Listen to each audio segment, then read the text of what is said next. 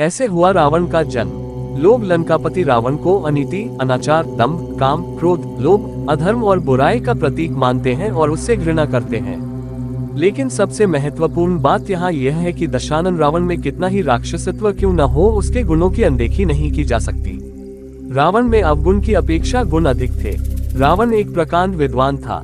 वेद शास्त्रों पर उसकी अच्छी पकड़ थी और वह भगवान भोले शंकर का अनन्य भक्त था। उसे तंत्र, मंत्र, सिद्धियों तथा कई गूढ़ विद्याओं का ज्ञान था। ज्योतिष विद्या में भी उसे महारत हासिल थी। कैसे हुआ रावण का जन्म? रावण के उदय के विषय में भिन्न भिन्न ग्रंथों में भिन्न भिन्न प्रकार के उल्लेख मिलते हैं। वाल्मीकि द्वारा लिखित रामायण महाकाव्य, पद्म पुराण तथा श्रीमद् भागवत पुराण के अनुसार हिरण्याक्ष एवं हिरण्यकशिपु दूसरे जन्म में रावण और कुंभकर्ण के रूप में पैदा हुए।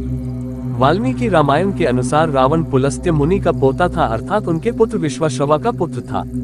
विश्वाश्रवा की वरवर्णिनी और कैकसी नामक दो पत्नियां थीं। वरवर्णिनी के कुबेर को जन्म देने पर सौतिया दाहवश कैकसी ने अशुभ समय में गर्भ धारण किया।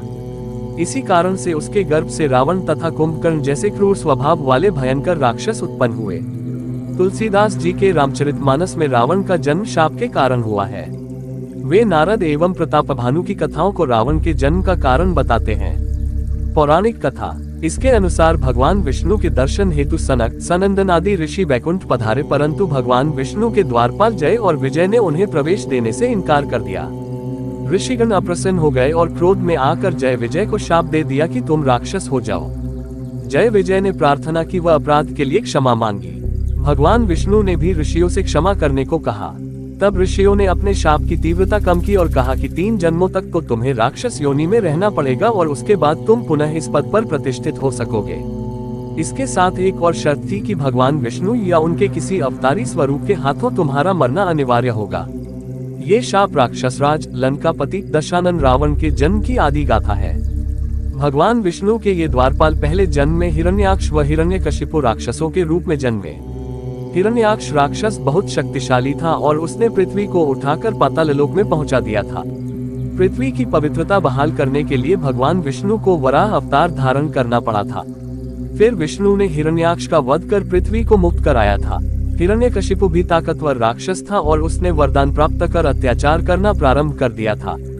भगवान विष्णु द्वारा अपने भाई हिरण्याक्ष का वध करने की वजह से हिरण्यकशिपु विष्णु विरोधी था और अपने विष्णु भक्त पुत्र प्रहलाद को मरवाने के लिए भी उसने कोई कसर नहीं छोड़ी थी। फिर भगवान विष्णु ने नरसिंह अवतार धारण कर हिरण्यकशिपु का वध किया था।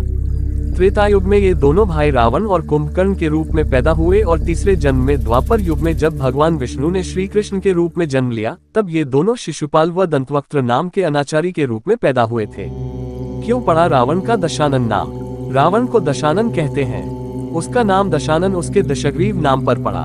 कहते हैं कि महातपस्वी रावण ने भगवान शंकर को एक एक कर अपने 10 सिर अर्जित किए थे। उस कठोर तपस्या के बल पर ही उसे 10 सिर प्राप्त हुए, जिन्हें लंका युद्ध में भगवान राम ने अपने बाणों से एक एक कर काटा था।